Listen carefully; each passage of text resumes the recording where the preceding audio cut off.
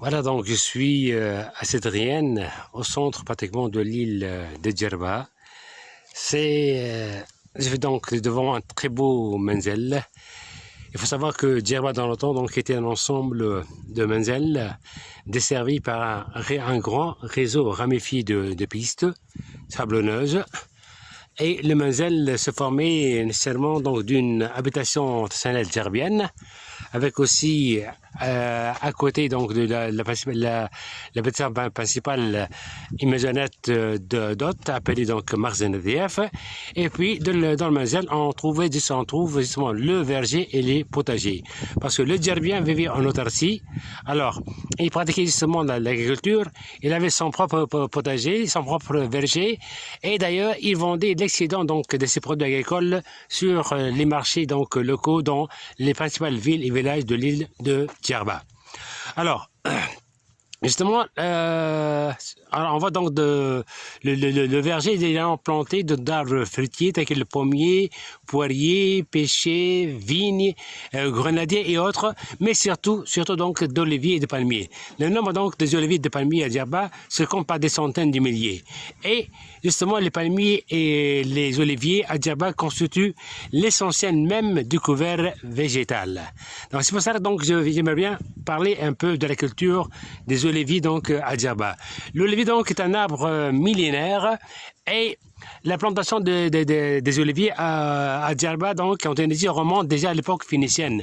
C'était les Phéniciens qui avaient introduit la culture des oliviers donc à Djerba et en Tunisie, et puis cette culture donc s'est beaucoup développée à l'époque romaine.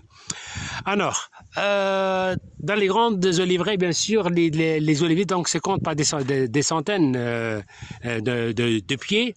Alors, l'olivier, donc, une fois est un arbre béni de notre religion, une fois donc planté, il devient productif vers 5-6 ans à peu près. Et c'est un arbre donc très adapté à la sécheresse et il manque d'eau. Alors, la floraison donc des oliviers commence vers la fin du mois de mai, et vers le mois donc de juillet, on voit donc justement l'olivier porteur de toutes petites olives vertes. Les mêmes olives, ces mêmes olives là, grandiront et arriveront à maturité vers la fin donc du mois de novembre, et elles deviennent donc de toutes petites olives noires. Donc, ce sont des olives à extraction de l'huile. Alors, la cueillette des olives se fait donc toujours de manière traditionnelle à la main.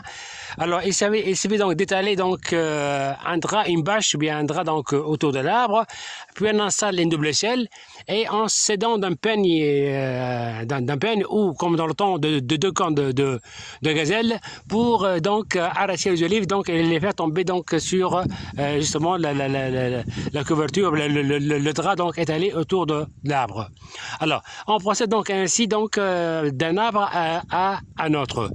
Alors, l'olivier donc a la particularité d'être un arbre vert toute l'année. Même donc les feuilles sèches qui tombent en automne, elles sont très vite remplacées par d'autres qui poussent, ce qui nous donne donc un arbre vert sur tout l'ensemble de l'année. Donc, il n'est jamais dépouillé de ces feuilles-là. Alors, une fois donc la cueillette achevée, alors, on doit donc procéder annuellement à la toilette de l'olivier. Donc, on doit l'émonder, l'élaguer pour lui assurer une meilleure régénérescence. Alors, une fois donc cueillis, bien sûr, les olives donc seront emmenées vers les huileries, là où seront bien sûr broyées, et on peut donc en extraire de l'huile. Alors, l'olivier ne donne pas uniquement de l'huile, mais il donne donc pas mal de choses justement à son propriétaire. D'abord, les feuilles sèches qui tombent l'automne, elles sont ramassées et données en nourriture, surtout donc pour les troupeaux de chèvres.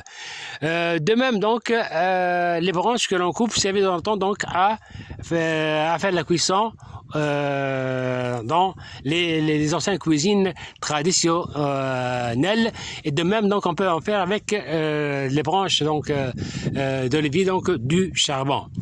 Et puis aussi le bois d'olivier est un bois noble qui ne moisit jamais.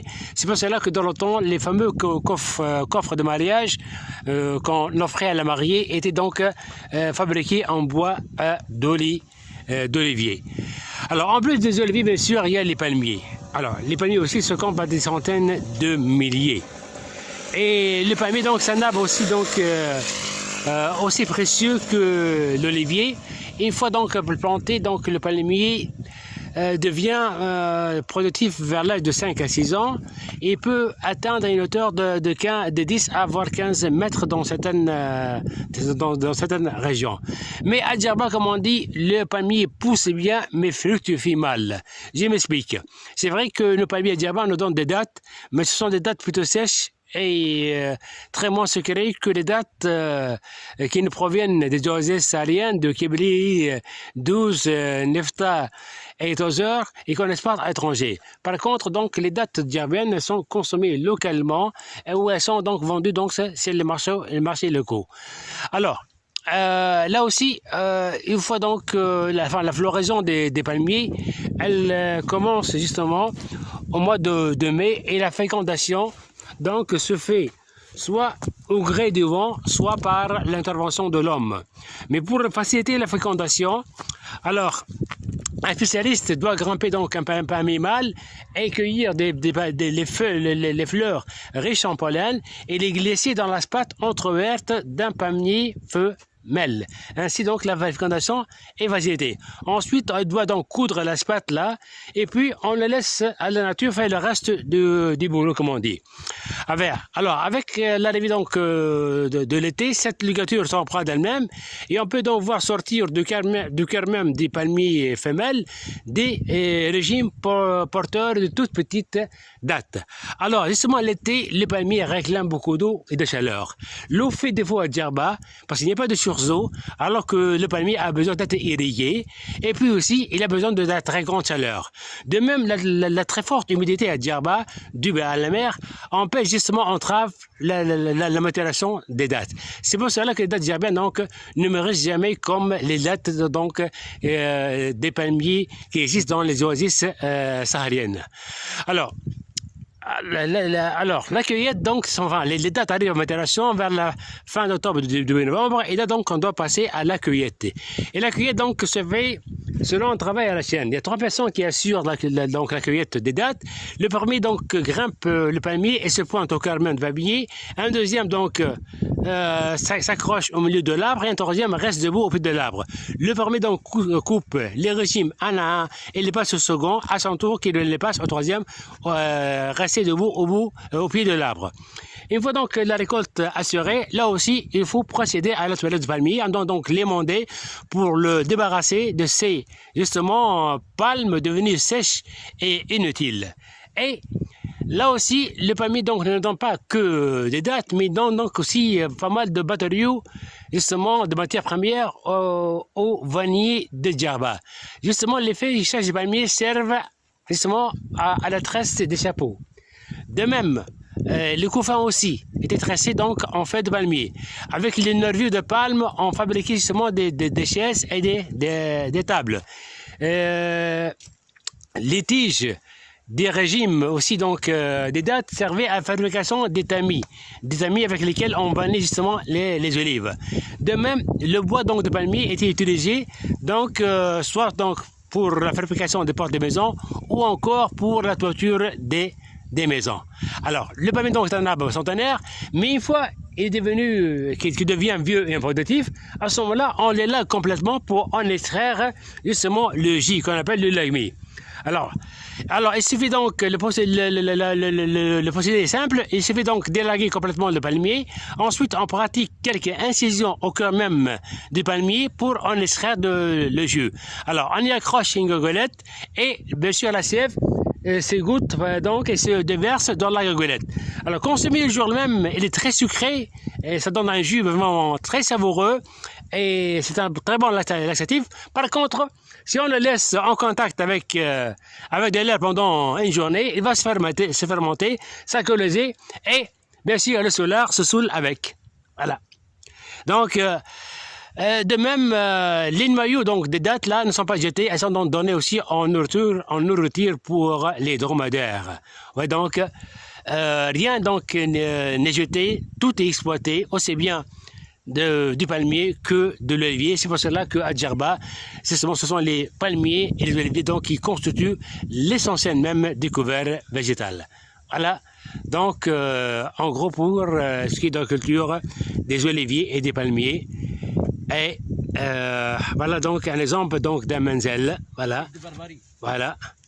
Et donc là, donc je vois un muret là. Ces murets là, justement, servent justement à délimiter les propriétés, d'une part, et puis donc aussi ces mêmes murets, donc ces mêmes haies, donc ces mêmes levées de terre sont plantés de cactus qu'on appelle donc les figues de Barbarie.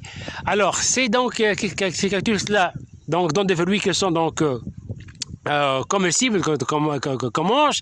Ils sont donc très savoureux aussi et ils servent aussi de coupe-vent pour protéger justement les cultures parce que justement les Herbiens pratiquaient donc du maraîchage dans son petit potager. Alors, quand on parle de djerba, on ne doit jamais oublier de parler des pommes de djerba, des pommes à double facette avec une face en couleur de couleur rosâtre, une face de couleur verdâtre, et elle a donc une saveur inégalable dans le monde. D'ailleurs, à l'époque bellicale, on exportait les pommes djerbiennes vers le baie de Tunis. Alors, quand on entre dans une habitation traditionnelle, on sentait justement le parfum des pommes de très loin. Malheureusement, donc, ces pommes donc, de djerba sont de moins en moins plantées et donc on en produit de moins en moins, malheureusement. Voilà. Voilà donc en gros pour ce qui est donc des Menzel de l'île de Djerba.